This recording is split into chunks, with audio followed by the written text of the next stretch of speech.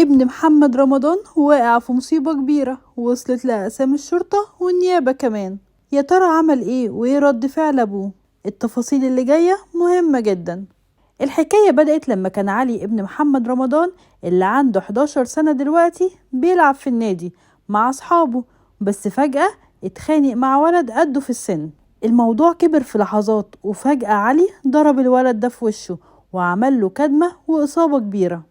أمه لما شافت اللي حصل جريت بيه على المستشفى، وبعدها طلعت على اسم الشرطة وعملت محضر اتحول للنيابة فعلا. الغريب بقى في الموضوع إن رمضان كان في نفس الوقت عمال يشير صور لحفلاته وأفلامه اللي جاية، بس الحقيقة اللي محدش يعرفها إنه قلقان جدا جدا دلوقتي على مستقبل ابنه، وخايف يتاخد أي إجراء ضده، خصوصا وإن في كاميرات صورت اللي حصل. وطبعا كلم المحامي بتاعه بسرعة